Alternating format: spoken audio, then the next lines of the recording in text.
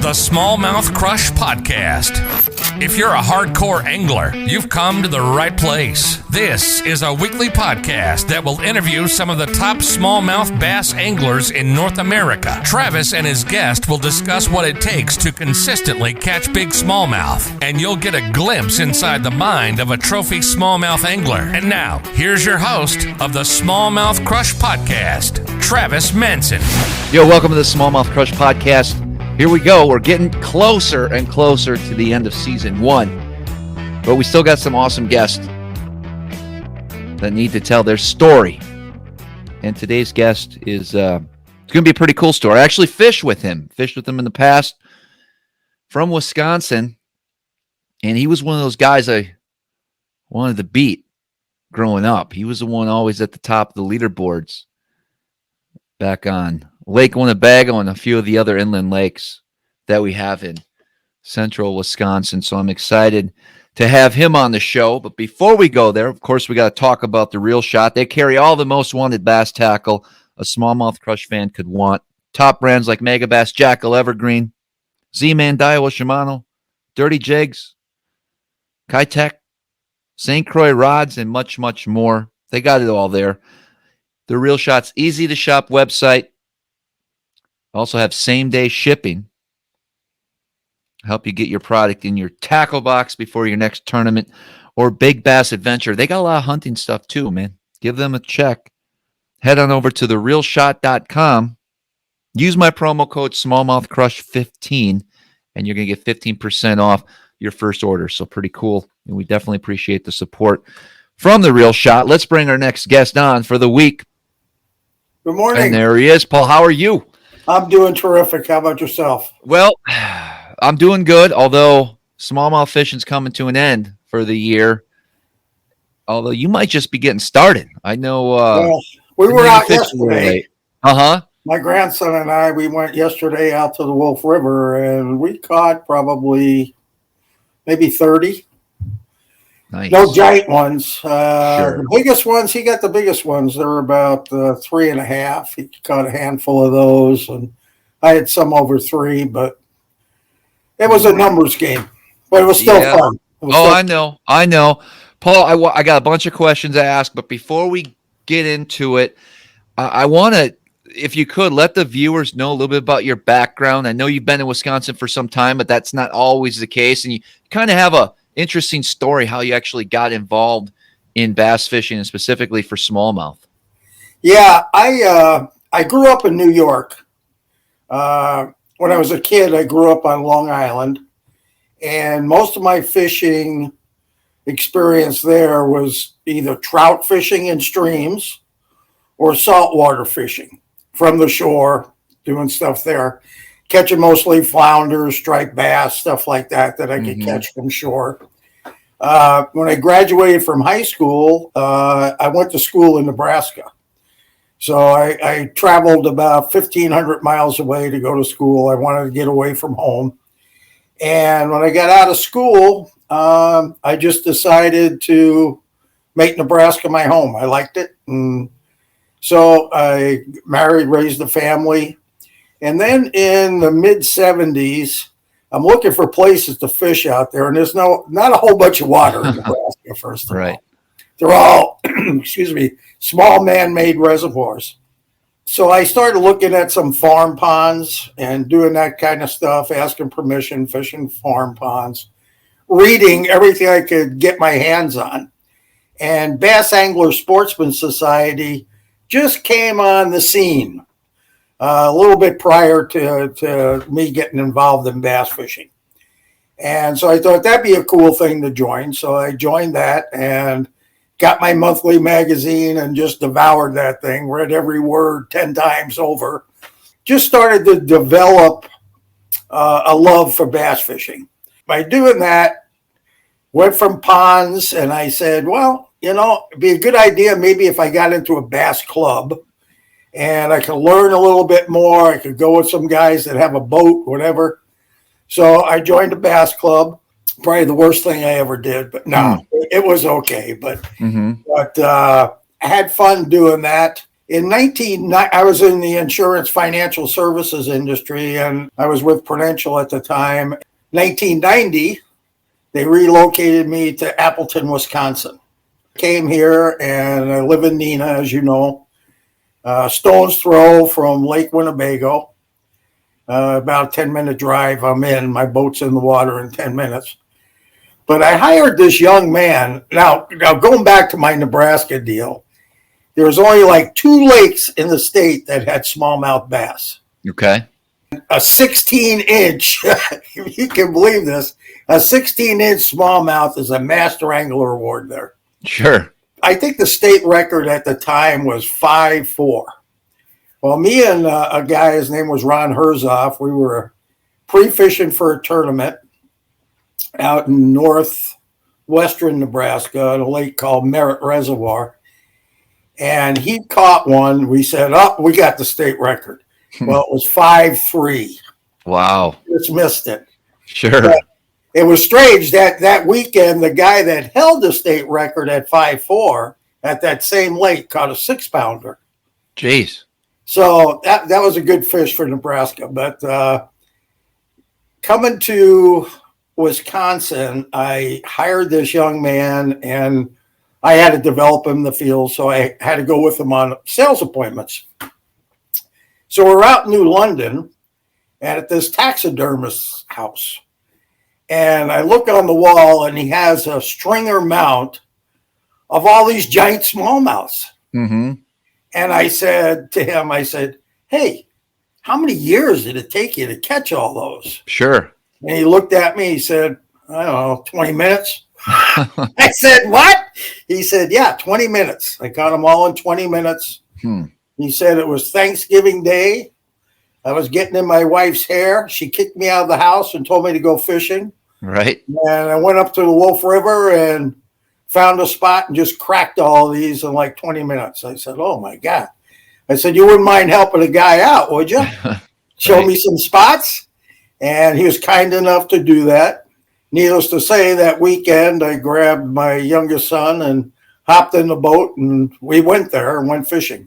And I got addicted to smallmouth bass fishing at that point. So then this was early 90s, right? Yeah, 1991. Okay. Because I moved here August 1st, 1991, and it was in the fall of that year. So probably, October, probably the time right about now. We went out there, and I said, I can't wait for springtime to come and to get back out there and start fishing. So I did that, and I spent a lot of time on the Wolf River out there and finding some spots and catching them and absorbing everything I could about smallmouth, reading, doing all sorts of stuff. Then I started looking at Winnebago a little bit, done a lot of exploring on my own and finding spots. And I used to go every day. Every day I went for at least 3 hours every day. And it took forever back then to find stuff, Travis. Right. Because you didn't have the electronics you have today. Didn't have GPS at that point. So I got from the old flasher thing that Tom Mann came out with. He started Hummingbird in the 70s, and he had Super 30. It was just a flasher like the Vexilar thing they use for ice fishing. But then when they went to liquid crystal, you could start seeing and I'd say, wow, look at that. You could see a rock on the bottom and all this stuff, So started looking at that, but then going, now, how do I get back here to this cool stuff that I found? And I had to take my map, and you had to do that old triangulation deal. Find a spot there, find a spot over there, find a spot there, line them up, draw something on your map so you can remember to get back there. So I would do a bunch of those. And then when GPS came out, I went, oh, man, this is just the greatest thing in the world, because you could go right back to your spot and didn't spend a lot of time once you got in the area using your electronics to find it. So that was great. And then side imaging came out, and that made all the dummies real smart out there.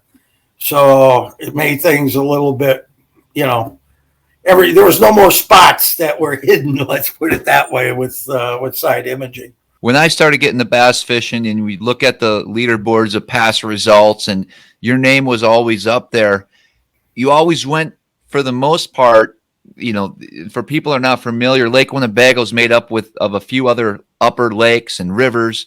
And a lot of times the tournaments are 20, 30 minutes from the actual Lake Winnebago. But you would consistently go out there and bring back big bags of smallmouth when a lot of guys weren't doing that. And give me your take on the early days when you really started fishing Lake Winnebago for smallmouth when nobody else was doing it. Yeah. How easy was it? I mean, what was it like?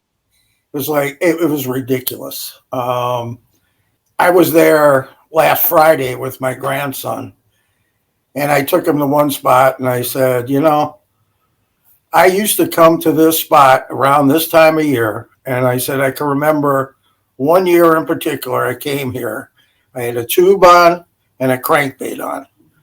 And every cast for over an hour, every cast, they caught a fish. When I get tired of throwing the tube, I throw the crankbait. It didn't matter. It was just boom, boom, boom, boom. Back then, it used to be, I'd say 95, 96, 97. Like I said, I used to go every day. But I used to go, well, which bank do I want to? I only got 3 hours. Which bank do I want to go to and catch 50? And it was that easy. But before that, I talked to my son, and the Oshkosh Bassmasters used to have a Memorial Day tournament. My son and I were out fishing. I said, what do you think? Should we get in that tournament? And he said, yeah, why not? Let's do it. I said, we'll probably get our butt kicked from all these bass club guys and all these other guys, but let's give it a shot. So I went to enter, and he said, well, you're the last one, and probably shouldn't take it, but we'll take it. You're going to be the last boat to take off. And I remember we took off at 7 o'clock from Rainbow Park, which you know where that's at. Mm-hmm. And I went up into a spot, and I call it our championship spot because we won like $12,000 on that spot over the years. We went in there, and I'll never forget because I had GPS that I looked at. It said 7-Eleven. I said, pretty lucky we're here at 7-Eleven. 7:21, we were done. We were done. Wow. And we just sat at that spot, and we caught fish all day. I didn't have a scale. I didn't have anything to which one was bigger. We'd throw them on the floor and go, that one's good, that one's good, that one's good. Throw all the other ones back. At the end of the day, he caught a big one. They weighed it. It was 4 pounds, 15 ounces. And I said, we might get a check. And went in, and, well, we had almost 19 pounds and blew everybody away. And we got $2,200. But we did that. And then the next year, we fished the same tournament, and we won again. Right. I met a guy there who was the only guy that congratulated us after the first win. And he came and congratulated us again on the second win, Art Sukawati. And he said, you know Art real well. You're good friends with him. And he said, hey, you fish with your son. I fish with mine. What do you say? Why don't we get into this new Fishers of Men tournament trail that they got? And I said, sure, let's do that. And he said, well, it's going to be at this church. They used to do a thing at a church before the kickoff and meet you up there. So I met him in the parking lot. We drank a 6-pack of beer and went into the deal and signed up. And that started me on the tournament fishing. Sure. And then we got into big bucks bass. We were fortunate enough to do kind of well there. It was a lot of fun. It was a lot of fun. You and I, we fished a few. We won a few out there. Yep. And done okay, but it was really fun. It was really fun, and I learned an awful lot out there, just exploring every day and trying new tactics. And when you were on it, how many years do you think you had it going? I mean, you still place well now, don't get me wrong, but when you were always the man, like, was that a 3, 4, 5 year time? Somewhere around there. I think we pretty much won every year for Sukawatis, Art and Joe. They they done real well there. They were in their deal. And a funny story with Art. I remember one day he called me and he said, "What are you doing?" I said, "I'm out here catching them." He said, "How warm's the water?" I said, "It's 41. It was like a week after the ice went out. He said, "Well, you ain't catching anything, are you?" I said, "Yeah, I'm catching them." I said, "Come on up here." Throwing jerk baits and catching them. And Art got in the boat. He said, "Nothing's going to bite that." I said, "Yeah, well." And I said, "Here's what you do." And he did it, and boom, he got one right away. He said, "Oh, my God." So he done that. But then I said, "You got to show me how you fish." And he took me back to his stuff that he did. And real shallow largemouth. He's a master with a frog. Yes. You guys really, back in the day, it was two different, both the Sukawatis and yourself dominated a lot of those events for that time period. You being the smallmouth guy, then being the John boat guy, getting back in the backwaters. And so that was so funny going back there. And, he had this prop on this little boat. It was bent like a pretzel. And I said, "Art, you got to fix that." He said, "What for?" I said, "I just hit stuff all the time." He going on, right. He hit stuff all the way. And then I remember he said, "We got to get out. We got to push here." I said, "You're a kid." Yeah. So, but he showed me on the frog. He said, "You know how these guys say they miss them all the time? Watch this." And he threw a frog back into this cut. And the fish came up, boiled, grabbed it. And he just held his rod. He said, "Watch how long they hold this."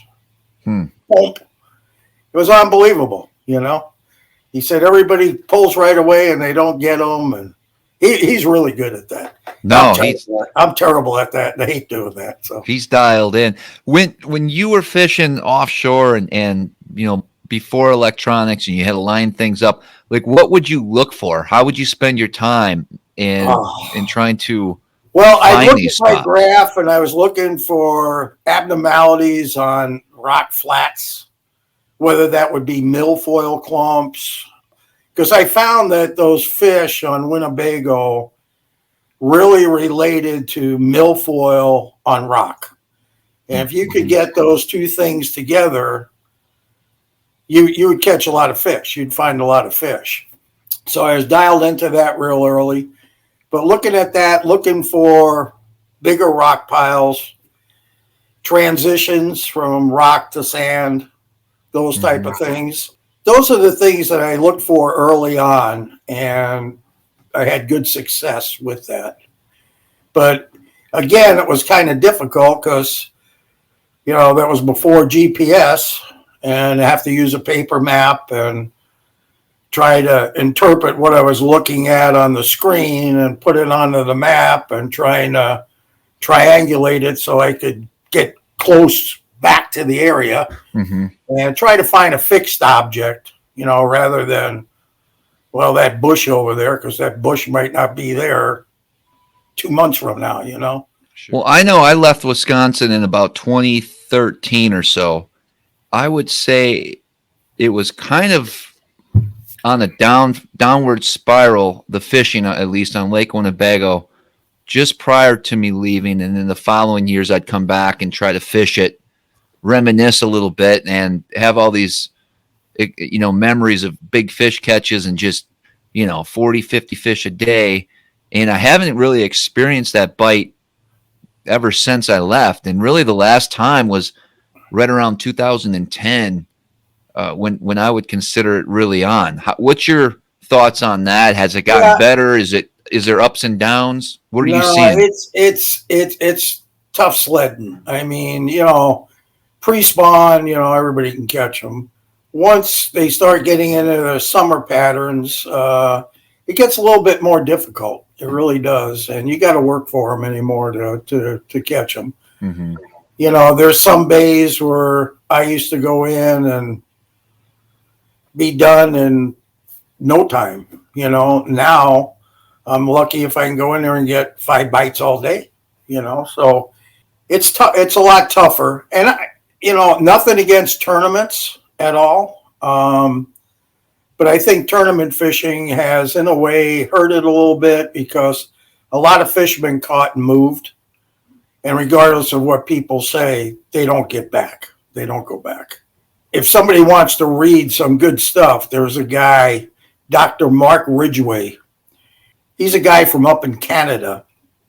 He worked for the Department of Fisheries up there. The longest study of smallmouth bass in the history of the world. He done with tracking, putting tracking onto smallmouths and stuff. He looked at a lot of different scenarios, and he found that if you caught a fish in one part of the lake, like in late October, beginning of November, and you took it 30 miles away to another area and let it go, it wouldn't get back to where you caught it. It would try to winter with another group, and that other group would shun that fish, and that fish would wind up dying. Really? Yeah. So you can read a lot of interesting stuff by that guy. Dr. Mark Ridgway is his name. You can Google him and get some info on him. That's what I did. I read a lot of stuff.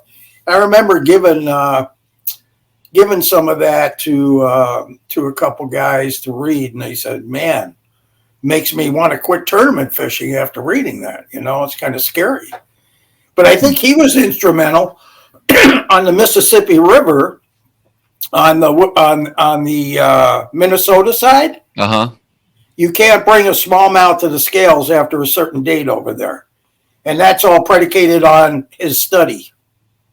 Okay. Because guys catching them in different pools and bringing them back and letting them, so they eliminated that type of deal. But and as well as I do, not every smallmouth spawns every year.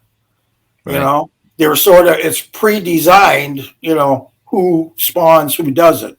If you and I are going down the bank and we catch Fred and throw him in the box, and old Bill's still swimming by, but it's not his year, there's going to be a female out there that's got no guy to hook up with.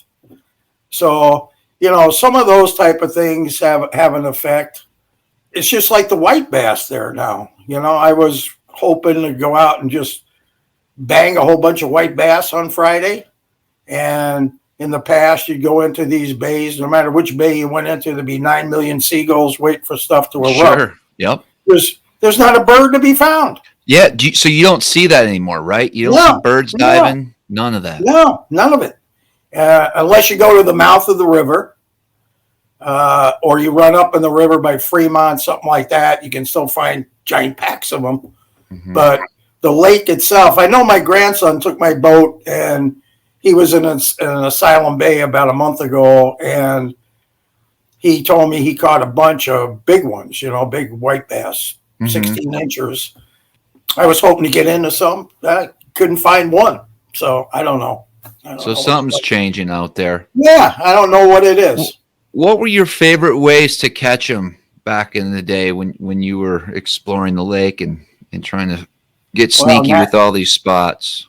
The tube was one way. Yep. I love tubes. Were you a drop shotter? Not back then. I taught myself to drop shot. I went into the Menasha River up by the monument up there. You're familiar with that. You caught a ton of big fish there. Yeah. And I said, I'm not bringing anything else. I'm bringing a drop shot rod, and I'm going to teach myself how to do this. And I was there all day and got the hang of it a little bit. And I enjoy the heck out of it. It's one of my favorite ways to fish now. We were just up north 3 weeks ago. 6 of us went up there, and my grandson and I, we went to a lake, Lake Lucerne. It was unbelievable. We were drop shotting, and every third cast, either he had one or I had one. Nice. In 15 to 18 foot of water, they were in there, and a bait similar to what you showed me, the slammer, but not the slammer. I don't know what he calls this, but he makes this little thing. We were catching them on this. Sure. Yep. It looks like a minnow, and they were gobbling it up. So that was a lot of fun. But I like drop shotting. I like drop shotting. Now, you're unbelievable at it. You are. Well, I love doing it. That's for sure. What about reaction baits? What were you throwing back then? crankbaits, spinnerbaits a little bit, and I really enjoy catching smallmouths on spinnerbaits. It's something I haven't done in a while, but they about tear your arms off. You know, it's when they're on that bite, that's really good. Swim jig, I enjoy the swim jig a lot. Do good with that. Well, and when did you start throwing the swim jig? Because that started.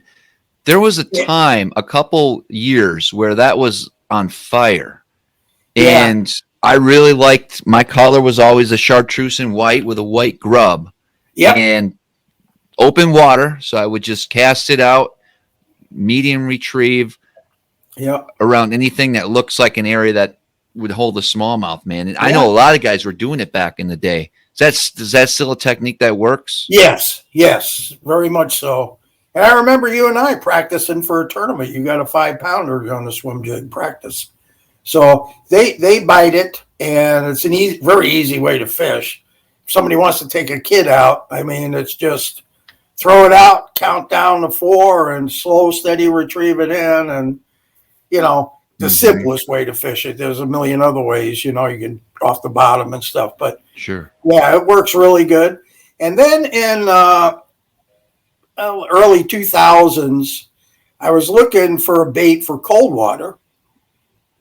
So I started thinking a little bit, you know, I was playing around a little bit with hair jigs, and I said, you know, I'd like to get something that's streamlined, that's small, streamlined, has some action, a little bit of action to it, but that I could throw on my bait caster.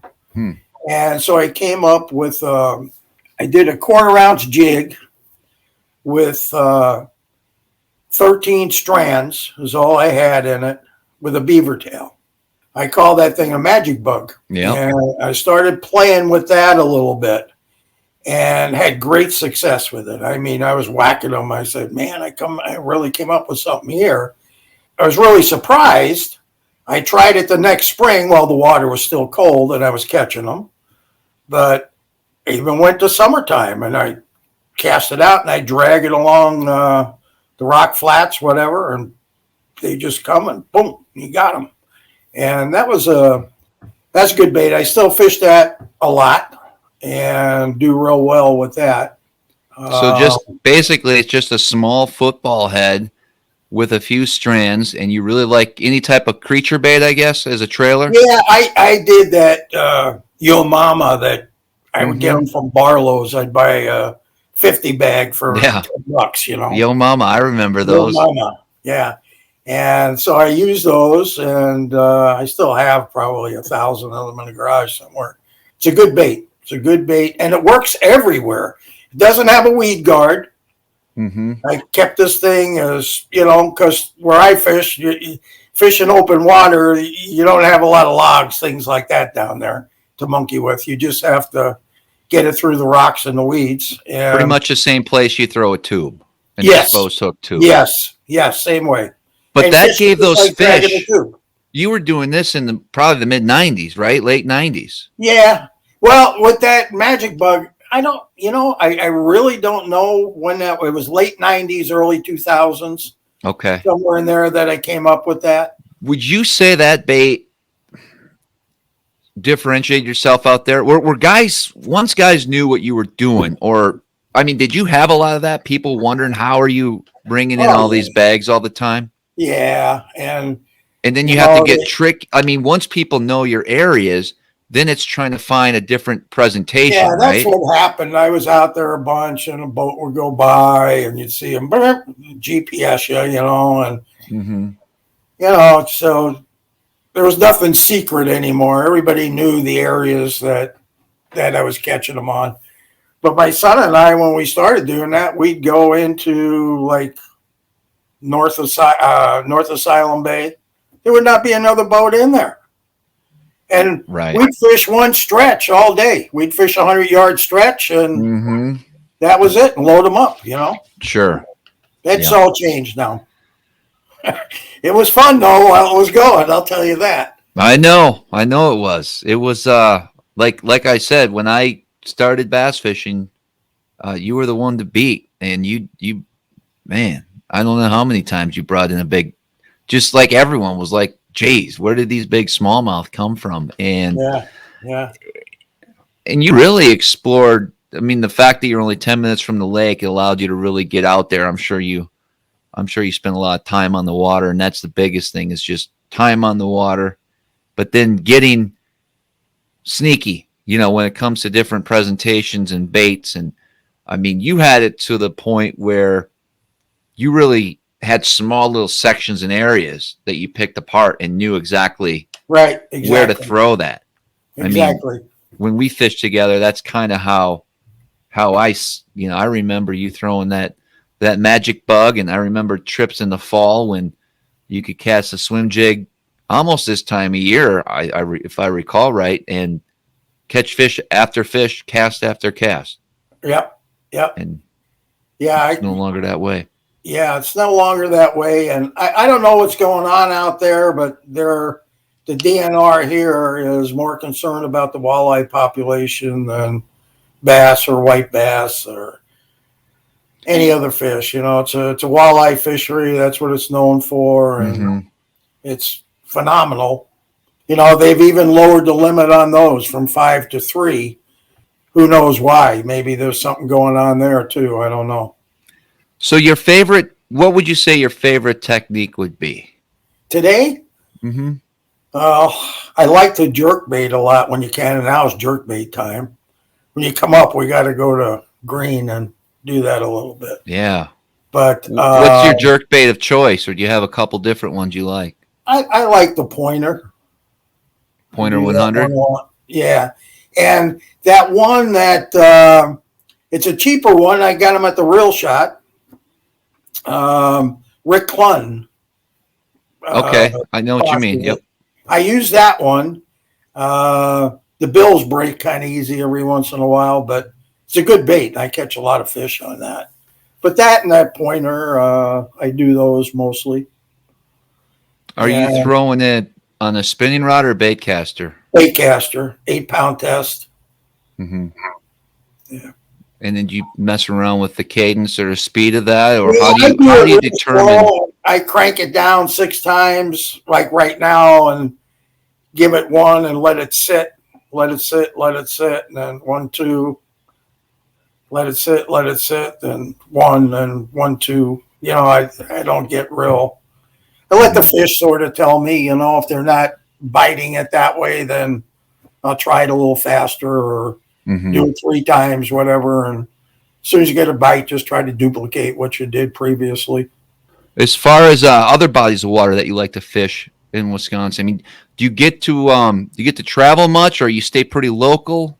I've been staying local. I have a lake up north that I always go to in the early spring. I caught my biggest smallmouth there, 7-1. Well, yeah, I'd like to ask everybody on the show what their biggest smallmouth is. So 7-1. 7-1, yeah. What'd you catch that on? I caught it on Kitech swim bait. I thought it was bigger than that. When that thing came up and rolled, I went, oh my God. Right. And I had no net, nothing. I never bring a net. And I said, please don't come off. And I got him in, and the adrenaline my heart was racing. I thought it was gigantic. And then my scale was dead. There's another, Kyle Weston, him and John Olson were out there fishing. And I went over to those guys and I said, hey, you guys got a scale? And they said, yeah. So Kyle was kind enough to weigh him for me, and he hit 7-1. I said, that's good. I'll take him. So, yeah. That's my biggest one. But we have, this year we went, it was kind of strange because it was similar to 2 years ago when we were up there. I left my house at 3 a.m. and I was just getting in at 6:30 and turned on the graph, and 45, 46 degree water. And I said, oh man, we might be a little bit early. But because it was like the second week in May. or the first week in May, and we went back into this one bay and where we caught them previously at the same water temperature. We had a great day. So I went into this back bay where we caught them a couple years before, and I said, "Oh, we'll smoke them back here." Mm-hmm. I went back there and nothing, and fished the rest of the lake. I think it was 12:30 that day, and we didn't have a bite. So I said, "Oh man!" I said, "We're going back into that first bay." And we got back in there, and the water temperature had just got to like 51. And all of a sudden, the place was alive. Wow. And males were up there swimming around, and we drop shotted. We caught that afternoon, we probably caught 20 fish over 5 pounds. So we had a good day. It's a good lake. I'm not going to say the name of the lake because I don't want a million people there, but it's a good lake. A handful of guys know about it. There's thousands of lakes in northern Wisconsin, and a lot of them hold some really good smallmouth for sure. Yeah. Last winter, I did a lot of map study. I just went onto the DNR website, and I looked at a lot of those little lakes up there, and I made a list. Looked at the maps, and read some of their creel studies and stuff. And there's a bunch of lakes up there that I want to fish. I bet. There's a bunch of them. But what I'd like to do is just go there for a week, 10 days. Because I'm retired now, I could do that and just fish a different lake every day. Yeah. And that's what I'd like to do. And maybe next year. Right. I'll stay on the right side of the grass. I'll try that. What's your technique of choice, or I guess favorite time of year to fish up there? I like going the beginning of May, middle of May. I've had good luck. It's really early pre-spawn up there at that point. Probably the best fishing would probably be the first week in June up there for numbers, and then if you want to bed fish. But I would say first week in June is probably really good up there. You ever mess around in the fall up in some of those inland lakes? Last year we went up. My brother-in-law, before his knees went out, he used to come up. We go the first week in October every year up there. We do real well. As a matter of fact, that's when I got the 7-1. Was the fall. Okay, sure. I think it was October 10th or something that I caught that fish. You can catch real good ones up there, when they start coming in, put the feed bag on for winter. You can do real well. So if you had one bait to use all next year, and that's all you could use to catch a smallmouth, what would that bait be? Oh, God, probably a tube. Tube? No matter what, you can always catch them on a tube. What color? I like smoked purple. Really? Okay. It looks a lot like a bait fish. And this year I've been catching a lot of them I'm lucky because my grandson, Chief's Baits, talk to us a little bit about that. I wanted to ask you. So he makes, and the Real Shot carries his line. A lot of, not everything he makes, but a lot of what he makes they carry, and he does a real good job. But I've been doing a lot with the green pumpkin with the orange or copper flake in it. Looks like a crawdad, so I've been doing that one a little bit. But smoked purple is by far my favorite. I think, now that I remember, you've always been a smoked purple guy. Yeah. All the time. Yeah, because they're eating bait there most of the time, and it really mimics. Listen, bait. I'm a big smoked purple fan, and I fish a lot of drop shot baits and finesse baits, but I just kind of got away from throwing a tube with it in recent years. Yeah. It's like this one here. That's that's like a smoked purple, and he does them all different. He's got a lot of the pro guys on that MLF. They call him and say, "Hey, Austin, can you make this for me? Design this for me?" And he does. I know he done for. I think it was Jordan Lee called him and said, "Hey, I need this for St. Lawrence River. Can you design this? Make this, but I want it the one where it floats out." And he does this thing, and you've seen it, and it's like the dream shot. Yep, but floats. And if you're drop shot in the dream shot, it's always like this. His bait, you throw it in the water, it goes just like this. Mm-hmm. And if you're bed fishing or something, you can just put that in there and it'll sit just like that in the water. You know as well as I do, you don't even have to move. You know, you're not the water and the line's going to move and this bait's going to dance around and they just grab it. And it's a good bait. He makes some that do like his Ned rigs, his Ned baits. They all stand straight up. They're not out of that kind of elastic that Sure. one company does. So, Paul, living in Wisconsin, close to Lake Winnebago, of course, you have the Bay of Green Bay, Lake Michigan. I know you have some experience up there, but why haven't you maybe explored that more? I don't know. I'm too lazy to drive an hour and a half each way. Yeah. You know, and I should, you know, because I've gone there with you a handful of times. You smoke me every time we go there, but I don't know. I went this year maybe a couple times, and you know, you always catch nice fish, big fish. But then I'm going, oh man, now I got hour and 45-minute drive home. You know, it's the drive. You're too spoiled. too lazy. 10 minutes from the ramp. Yeah. And Green Lake, I'm 45 minutes away from Green Lake. So that's a lake you love to fish as well. I know we've actually done well. We fished some tournaments there. Yeah.